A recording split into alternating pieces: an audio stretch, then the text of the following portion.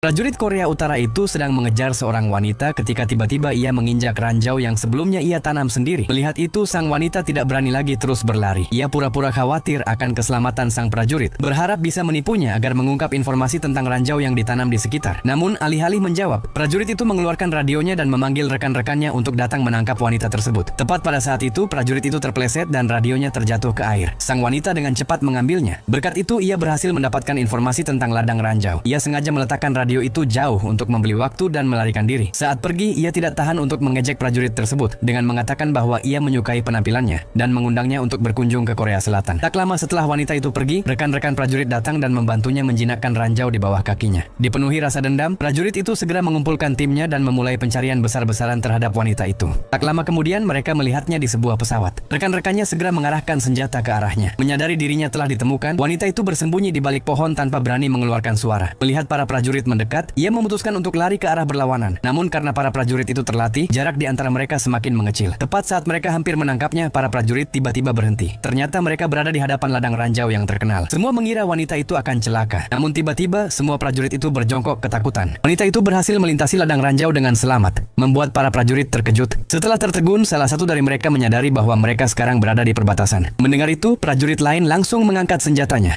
tetapi segera dihentikan oleh rekannya yang menahan larasnya. Mereka dengan cepat memberitahu penjaga perbatasan. Tetapi pada saat itu para penjaga sedang memakai headphone dan menonton film, sama sekali tidak menyadari suara dari radio. Hal itu memungkinkan wanita tersebut berlari tanpa rasa takut menuju perbatasan. Pada saat itu beberapa prajurit lagi muncul dari sisi lain. Mereka berteriak tanpa henti, memberitahu wanita itu bahwa ini bukan negaranya dan mencoba menghentikannya agar tidak terus maju. Namun wanita itu tidak mendengar sepatah kata pun. Yang ia lihat hanyalah mereka tiba-tiba mengangkat senjata ke arahnya. Ketakutan, ia segera melompat ke depan. Wanita itu menyeberangi gunung dan sungai hingga akhirnya tiba di sebuah desa. Tepat ketika ia mengira dirinya aman, ia melihat sekelompok anak-anak dengan syal merah di leher mereka dan berbicara dalam bahasa Korea. Saat itulah ia menyadari bahwa dirinya masih berada di Korea Utara. Tiba-tiba sebuah kendaraan militer mendekatinya. Tepat saat kendaraan itu hampir melihatnya, seorang pria muncul dan menariknya ke sebuah halaman.